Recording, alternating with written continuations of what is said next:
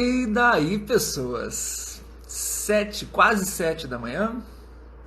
Faltam uns 2 minutinhos. E é muito louco, porque antes de começar eu olho por esse... Eu vou ligar ali no ao vivo, e aí aparece assim... 9 pessoas online. Das pessoas que me seguem, 9 online. E agora tem 2. Olha só que legal. Bom dia, Silvana. E aí eu fico, puxa vida, né? Das 9, 2 estão aqui. Olha que legal. Isso é um índice altíssimo. Quase ninguém tá online nesse horário, né? Professor, por que tu não faz essa live tipo 8 da noite? Vários me pedem assim, por que tu não faz 8 da noite? Seria tão legal. Mas aí, se eu fizesse 8 da noite, não seria café com oratório, seria janta com oratório, seria sei lá o que com oratório. E aí não vai rolar, entendeu? 8 da noite eu não tenho, sei lá, os meus neurônios já estão se desconectando. Eu tentei fazer ano passado.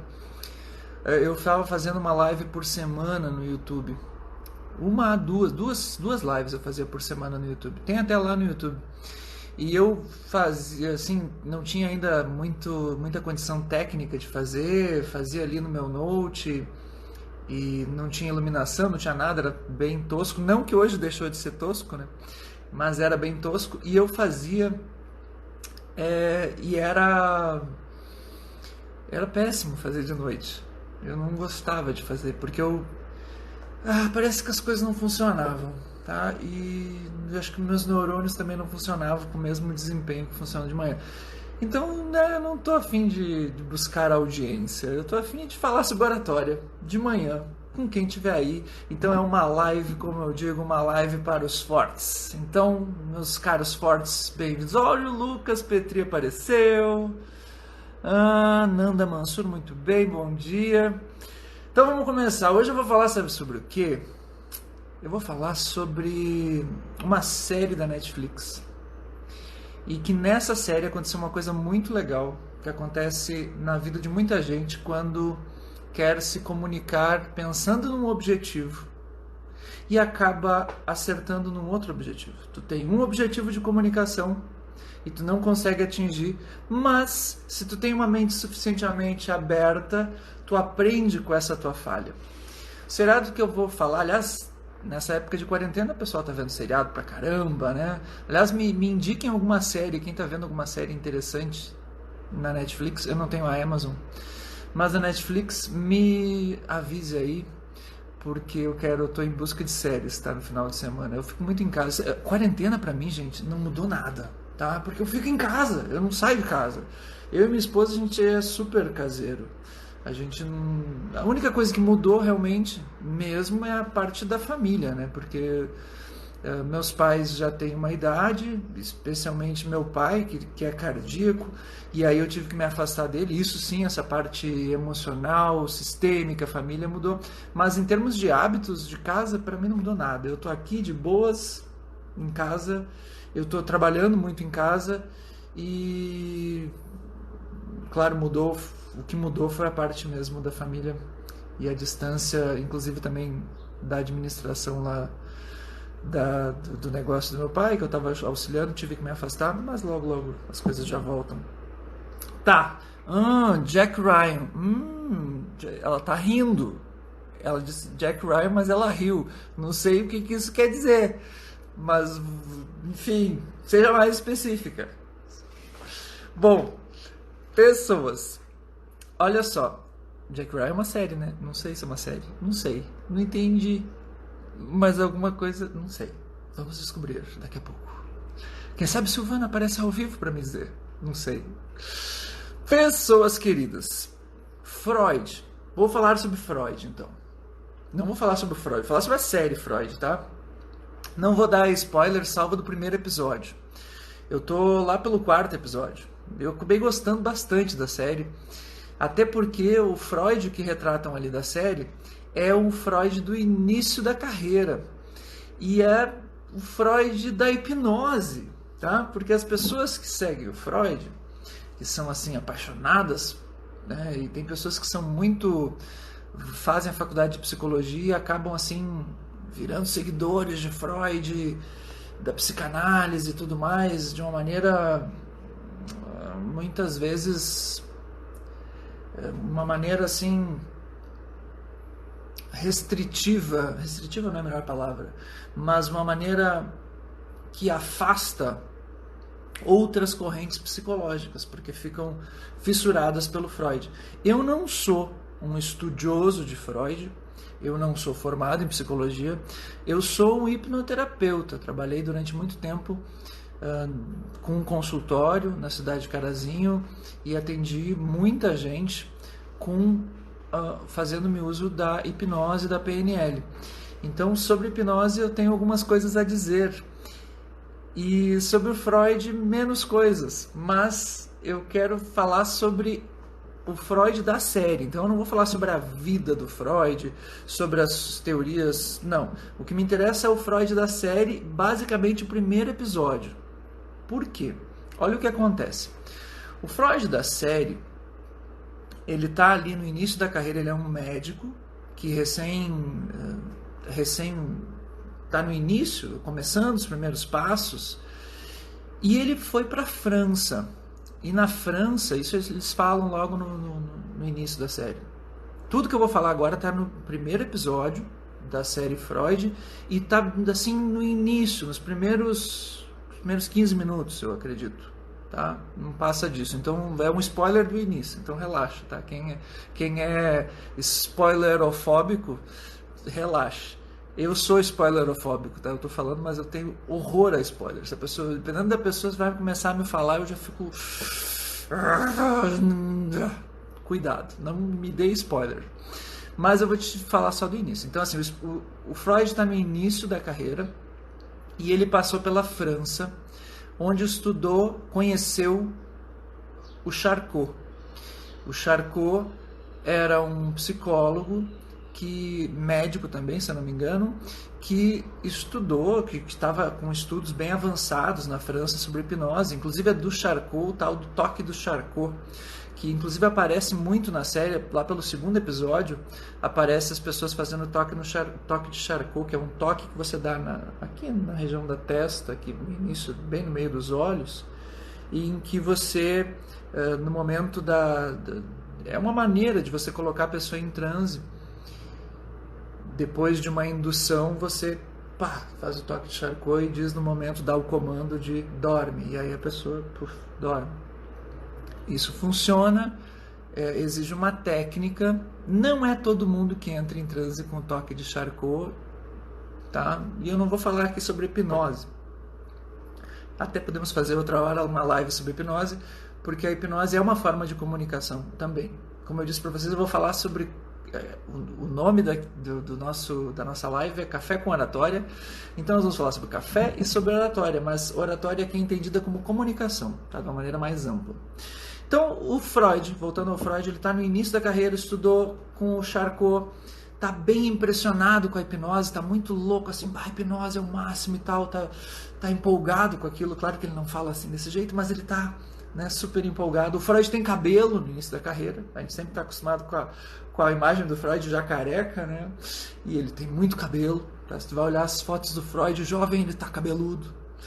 E aliás, dizem que as pessoas perdem o cabelo por contestar o pai, tá? Não sei se isso é verdade. Pai, desculpa, tá? Bom, mas aí o Freud,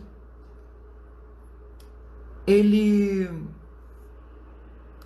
está querendo convencer as pessoas, a classe médica, o mundo intelectual da medicina, de que hipnose é algo muito útil, de que é uma técnica que deve ser levada em consideração para resolver as questões relacionadas à histeria especificamente. Então, ele está se preparando para uma fala na frente de um monte de médicos, professores, acadêmicos, que não levam a sério a hipnose, que acham a hipnose um charlatanismo, que acham que a hipnose é uma pura encenação. E estamos falando no final do século XIX, é 1880 e poucos, a série se passa por ali. Se passa na Áustria, no Império Austro-Húngaro, a série. Freud viveu lá, bem o período em que a Áustria e a Hungria tinham recém se unido.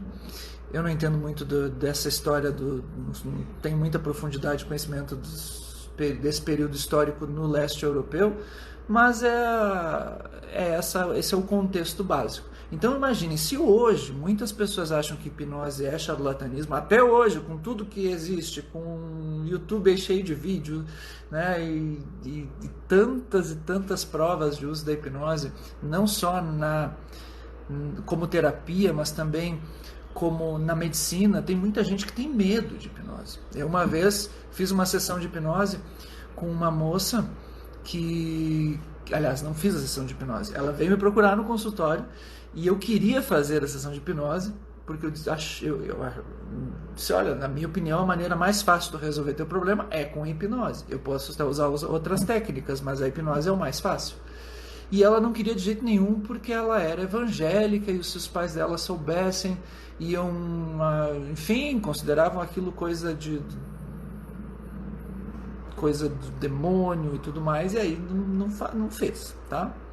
Então, assim, até hoje existem pessoas que consideram a hipnose algo ruim, ou evil, ou algo de charlatão. Imagine isso, imagine no século XIX. É óbvio que a medicina ia ter sérias restrições a isso. Bom, o que acontece? O Freud, apesar disso tudo, ele tinha essa missão de querer levar a sério os seus estudos e que levassem a sério os seus estudos. Naquela época, a medicina enxergava as questões da mente como questões exclusivamente relacionadas ao corpo. Então não se via a mente como algo... Claro que a mente está relacionada ao corpo, mas não determinada pelo corpo, né? Nós temos o corpo e a mente como que vivendo uma interação. Hoje a gente tem essa concepção, as coisas da mente, as coisas do corpo, elas interagem, mas não se pode falar numa determinação do corpo sobre a mente. Então, se a pessoa tinha uma histeria, naquela época, se considerava que a pessoa estava com um problema, digamos assim, em certa região do cérebro. E a hipnose era uma maneira de resolver o problema da histeria independentemente do corpo, tá? Não tem nenhuma parte do cérebro específica que tu tem que, sei lá, operar, né? Operar, na época não se operava o cérebro, mas vocês estão entendendo o que eu quero dizer? Então, assim, o Freud, ele estava propondo uma coisa muito transgressora. Aí o que ele faz? Só que o Freud está apaixonado ali pela hipnose, tal, hipnose. E eu gostei muito desse início do Freud na série, porque quando eu descobri a hipnose, eu fiquei assim, ele está empolgadíssimo com a hipnose. E todo mundo que começa a estudar hipnose, faz um curso de hipnose, fica fascinado nesse início. Então, hipnose é um tesão, gente, porque tu começa a descobrir coisas assim, ver fenômenos físicos produzidos pela mente que te impressionam, né? Eu me lembro a primeira vez que eu fiz hipnose, que eu presenciei uma sessão de hipnose na minha frente, foi num curso de PNL, num practitioner em PNL, que o professor lá, o Nelson Spritzer, em Porto Alegre, fez uma sessão de hipnose, foi lá em 2011, 2012, e que eu fiquei louco com aquilo ali. E a partir daí eu disse para mim mesmo, eu preciso estudar esse negócio. E eu imagino Freud na época com o Charcot passando por algo parecido, ficando louco. Só que assim, ele quer provar que a hipnose existe, ele ficou 1 ano estudando com o Charcot, mas ele não consegue hipnotizar. Esse é o problema. Então como é que ele vai provar para a classe médica que ele quer estudar hipnose sem conseguir hipnotizar, sem conseguir demonstrar que o negócio é bom? E não dá para pegar e fazer um vídeo de WhatsApp mostrando o Charcot fazer, porque não tem vídeo de WhatsApp, não tem o que fazer. E ninguém acredita nesse negócio. O que o Freud faz? O Freud, ele diz assim, então já sei o que eu vou fazer para mostrar para esses médicos chato que hipnose é legal, e que eu quero estudar hipnose, e que eu quero ir lá no hospital psiquiátrico poder fazer os estudos que eu quero de hipnose, eu vou fazer uma demonstração de hipnose para eles. Mas eu não sei hipnotizar. Então o que eu vou fazer? Vou fazer uma encenação. E vou dizer que é hipnose. Então ele pega a empregada dele e ele ensaia com ela. E ele ensaia muitas e muitas vezes. Na série ele fala ali que ele ensaiou 50, 70 vezes. E no ensaio da hipnose, né, ele pedia para ela fechar os olhos. Ele usava na época o pêndulo, né? Você pega a famosa imagem, né, do pêndulo.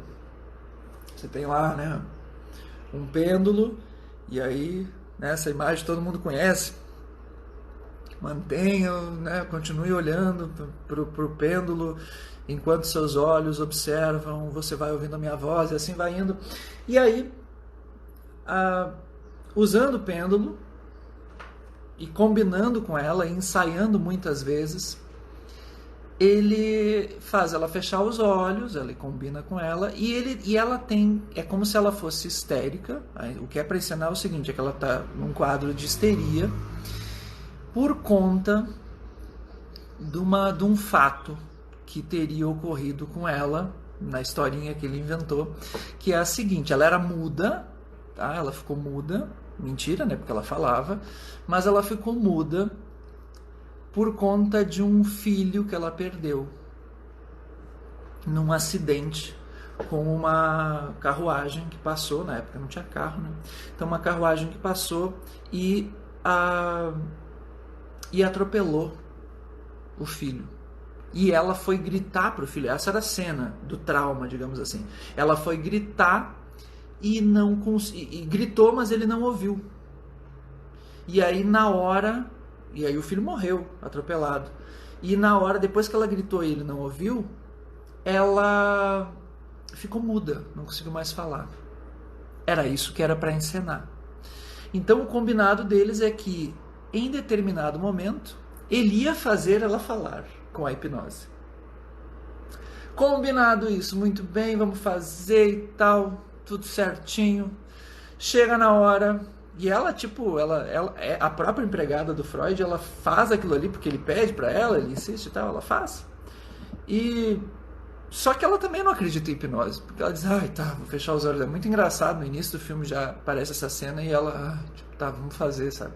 Parece até minha mulher, quando eu queria fazer hipnose no início, minha mulher, depois ela foi hipnotizada e entendeu bem a coisa. Mas sabe, quando a gente está aprendendo hipnose, as pessoas não acreditam que vai ser possível, né? Então, especialmente familiares, pessoas próximas, elas são as primeiras a serem céticas contigo. E aí tá lá, por isso que eu me identifiquei muito, né? Olha a minha pretensão, eu me identifiquei com o Freud. Me identifiquei com a história dele. Então, ele pega e faz, encena tudo, aliás, combina, ensaia muitas vezes, chega na hora de fazer, o pessoal já rindo dele, ele põe no quadro, vou falar sobre hipnose. E aí todo mundo, hipnose, que coisa retardada. E aí ele vai, e aí ele chama ela, e aí ele bota lá o pêndulo na frente dela, e aí ele começa uma indução de hipnose com ela.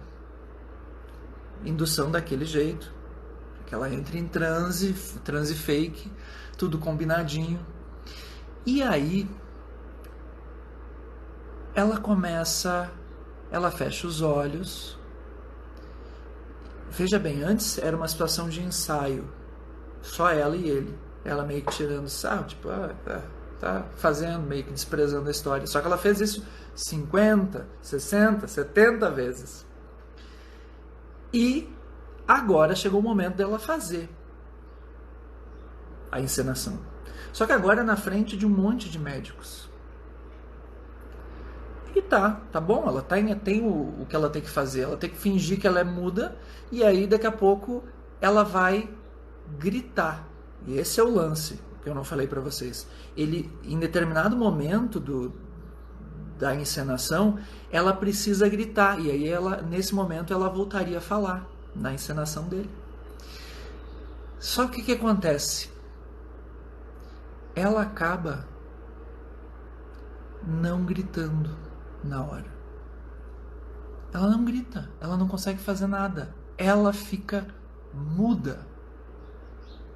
No momento em que era para ela gritar,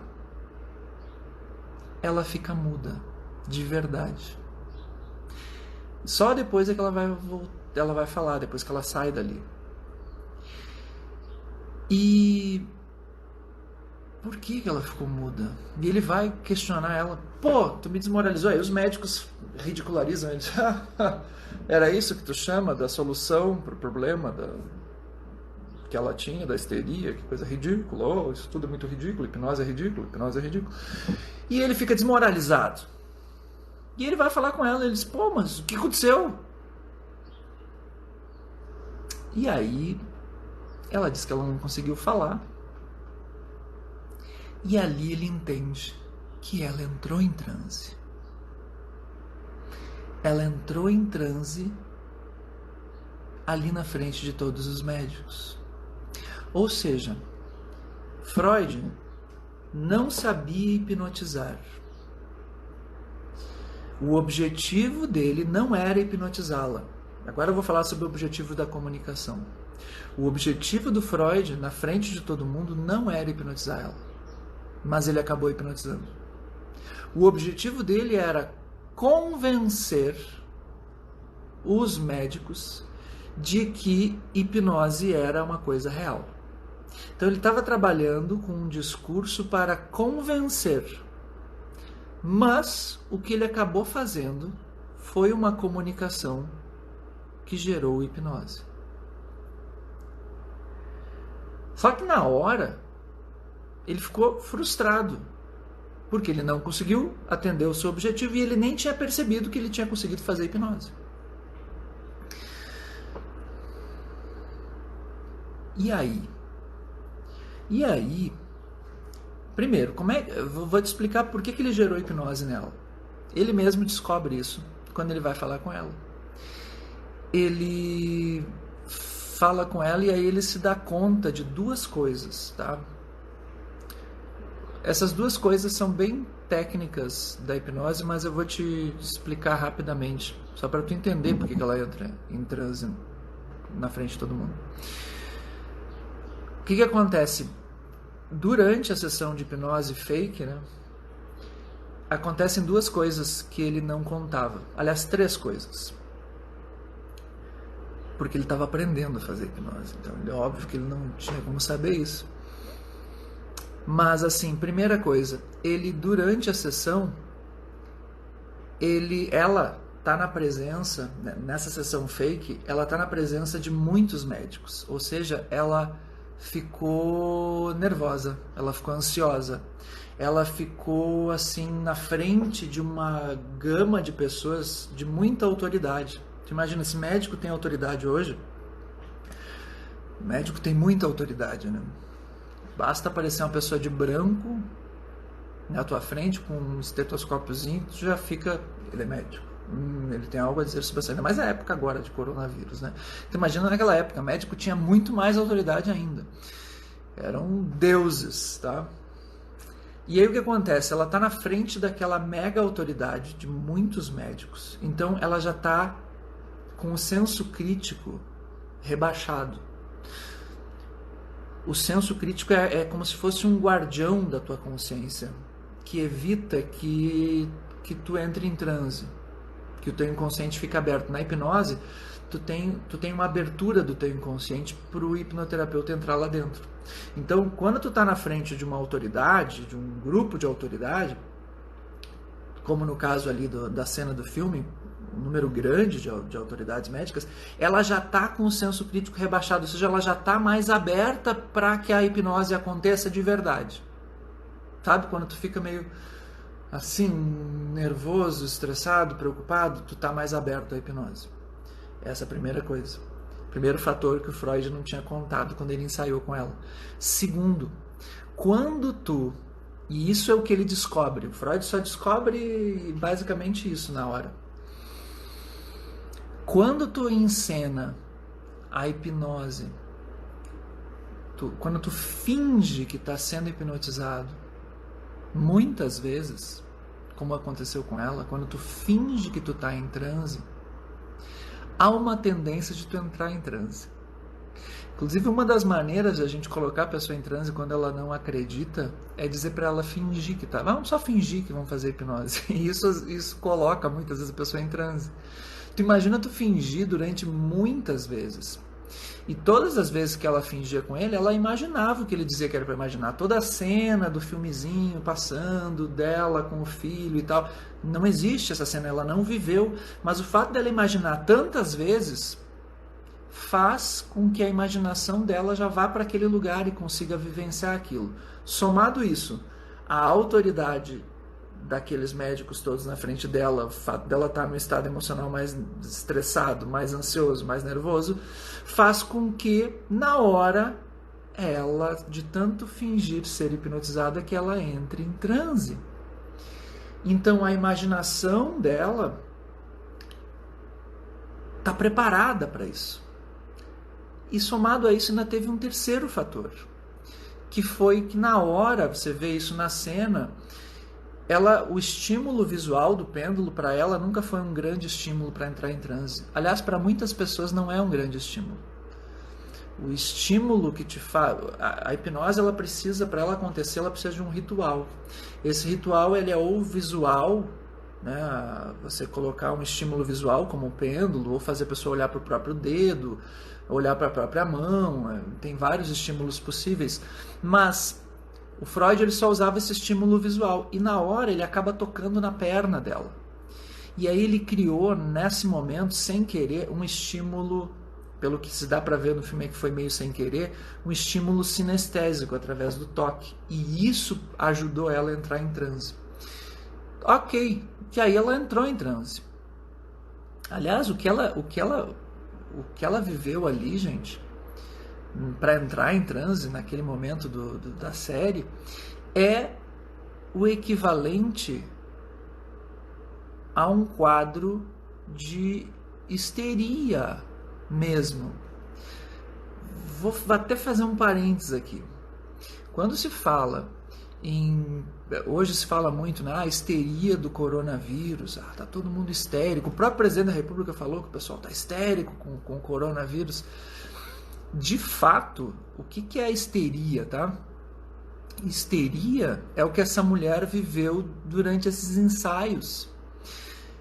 Quando tu ensaia na tua mente, imagina algo que as pessoas te disseram muitas vezes, e tu imagina aquilo e vivencia aquilo na tua mente muito, e começa a se sentir mal por conta disso, e começar a achar que aquilo que tu imaginou, porque alguém veio nos teus ouvidos e falou, que aquilo é real, e aquilo começa a te perturbar, isso é a definição de histeria.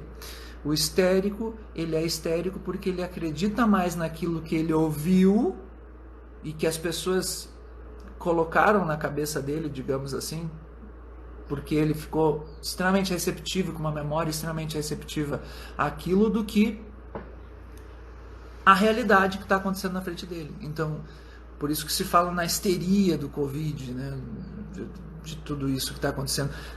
Nós estamos sendo bombardeados de tragédias e coisas acontecendo em diversos lugares do mundo, e corpos, né, passando em caminhões de militares na Itália e tal, e aí a gente olha para aquilo, pessoas de máscara, e aí a gente vai no mercado e vê as pessoas de máscara, o isolamento e tudo mais. Isso faz com que a nossa mente imagine que não é algo que afeta um percentual pequeno da sociedade, que é um percentual pequeno, mas a gente passa a imaginar que é um percentual elástico demais e que isso acaba abarcando todas as pessoas, ou quase todas as pessoas, e aí tu começa a ficar mal por isso. Isso é a histeria. O que acontece com as pessoas que ficam histéricas é o que aconteceu com essa mulher, especificamente nesse negócio de ficar ensaiando um quadro de trauma. Ela só na hora, né? Depois ela sofre com isso, porque na hora de tanto você viver uma memória falsa, você acaba tendo a sensação de que aquilo aconteceu. Então é muito legal de ver esse quadro todo desenvolvido no filme, um quadro de histeria encenada, digamos assim. Tá, tudo isso para falar da hipnose do Freud, que deu certo sem querer. E agora eu volto para os objetivos da comunicação. Olha só, os objetivos da comunicação. Só um minutinho, gente. Uma luz se desligou aqui. É? Ah, então tá. Achei que tinha ficado... É que eu tá aparecendo... Ah, olha só que diferente. Então tá bom. Tá tudo certo. Não, aqui eu tenho uma direção de luz aqui. Eu tô achando que tava ruim, mas pelo jeito ficou melhor. O meu celular parece esquisito pra caramba. Parece uma mega luz aqui do lado. Mas tá tudo certo, vocês estão me vendo bem, que bom. Então assim, olha só. Ok. O que eu estava falando? Ah, tá. Então, os objetivos da comunicação. Vamos chegar onde eu queria chegar. O que aconteceu, então? Freud queria convencer as pessoas de que hipnose existe. E ele queria demonstrar às pessoas que a hipnose existia naquela cena. Você vai ver isso no primeiro episódio da Netflix. Queria demonstrar. E ele queria demonstrar fazendo uma coisa fake. Ele queria convencer as pessoas. Mas, olha só que louco. Para convencer, ele encenou uma coisa fake. Que era fazer uma muda falar. Ali na frente de todo mundo. Em vez disso, isso deu errado. E aí ele conseguiu fazer a hipnose de verdade. Só que aí o resultado de que a hipnose deu certo foi, em vez de ela falar, ela ficar muda na hora. Uma mulher que fala ficou muda. Em vez de uma mulher muda falar, ele fez a mulher que fala ficar muda. Na sessão de hipnose que deu certo. Se tu tivesse no lugar do Freud, aqui eu chego perto do final da minha fala de hoje, da minha live. Se tu tivesse no lugar do Freud, dando errado aquilo que tu encenou, pensa, tu fez, ficou ali encenando, ensaiando até não poder mais, e aí chegou na hora, deu errado, os médicos estão rindo de ti, que coisa idiota, hipnose não serve pra nada, não sei mais o que, o pessoal te ridicularizando. O que tu ia fazer depois dessa experiência frustrada? Você, jovem médico, querendo estudar hipnose, mas tudo deu errado. Ainda o médico que falou antes do Freud é um personagem que você vai ver ao longo da série, que dá nojo só de olhar para a cara do cara. E o Freud já não gosta dele, e o cara foi super aplaudido e tudo mais. E aí fui eu lá, né, foi o Freud logo depois e deu tudo errado. O que você faria?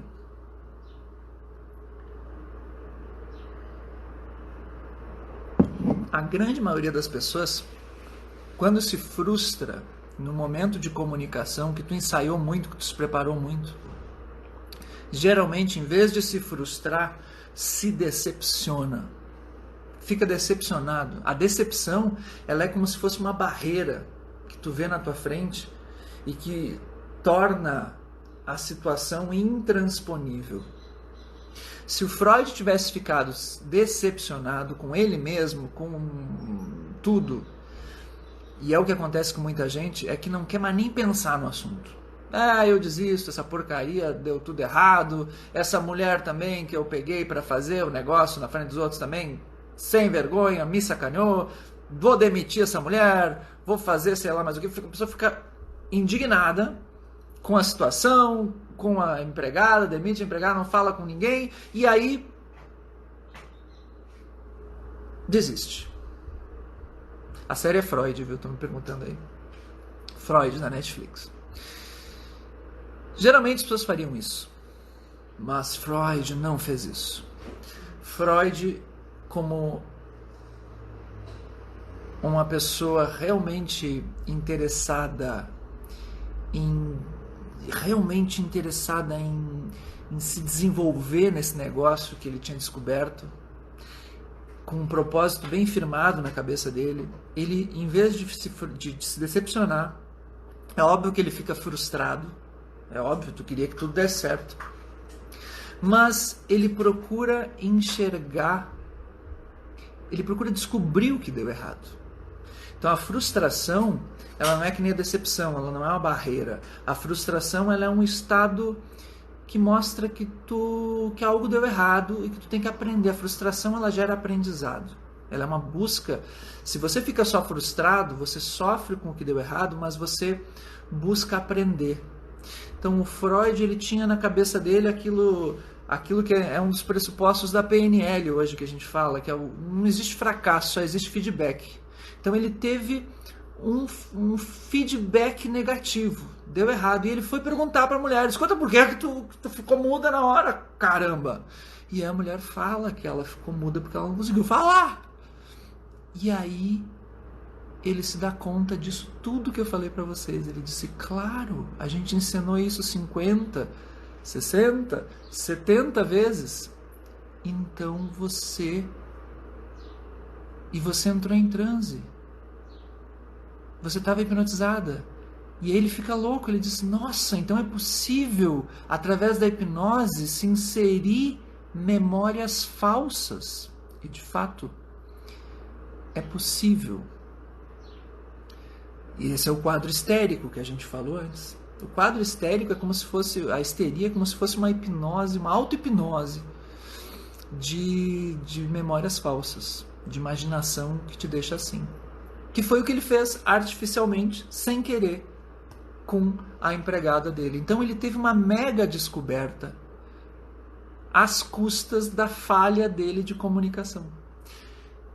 Só pelo fato de ele não ter atingido o objetivo de convencer aqueles médicos, foi que ele descobriu que a comunicação dele durante a hipnose e o resultado da hipnose estava certo. Olha que máximo isso. Eu acho lindo isso. Esse primeiro episódio da série, só por isso já valeu. Claro que a série é bem legal, ela trata a hipnose um pouco mistificada, assim, em alguns momentos tu vai ver que ela tem um pouco de... mas é coisa da fantasia ali, porque o Freud, ele é um personagem na série que serve para trazer o tema da hipnose, pelo que eu vi. Vai ser o centro de tudo, né? Então é bem legal por isso. Só que a hipnose, como sempre, ela tem um pouco de exagero nas séries, nos filmes, mas isso não importa, porque tá muito legal, tá muito interessante a trama, tem várias coisas acontecendo. E o meu grande objetivo aqui era mostrar isso. Quantas vezes as coisas parecem que vão dar errado em termos de comunicação e dão de um jeito, mas tu descobre uma outra coisa. As situações da vida fazem isso com a gente. A gente muitas vezes se decepciona e desiste porque deu errado, mas na verdade não deu. Se tu abrir a tua mente, tu vai descobrir um outro modo de fazer aquilo. Eu até queria dar um exemplo da minha vida. Deixa eu ver que horas são. Tá, dá tempo, bem rapidinho. Quando eu virei coordenador de curso no interior do estado, eu trabalhava em Porto Alegre. Vou contar uma história que é bem parecida com a do Freud. Claro que não, né? Pretencioso. Mas é uma história que é parecida com relação a isso, né? A questão da comunicação. Quando eu virei coordenador de curso, eu fui coordenar eu virei coordenador da Ubra na cidade de Carazinho. E a Ubra era uma instituição que estava praticamente quebrando, só que eu não sabia disso. Estava numa situação financeira, até hoje tá, mas imagina, 10 anos se passaram, foi lá em 2008 quando eu vim para Carazinho para coordenar o curso. Eu vim com o objetivo de liderar um curso. Tá, já tinha uma experiência de coordenação adjunta e tal, lá na Uniriter na época, disse, tá, vamos lá, né? Vou aprender uma coisa nova, assim, na prática, eu ser o coordenador do curso e tal, liderar um grupo de professores, beleza, tudo vai dar certo. Porém, aqui eu descobri que a instituição estava em crise, ninguém sabia. E aí passei por um perrengue, assim, inclusive financeiro na época, porque não, enfim, atrasou salário, meses de atraso, foi um horror.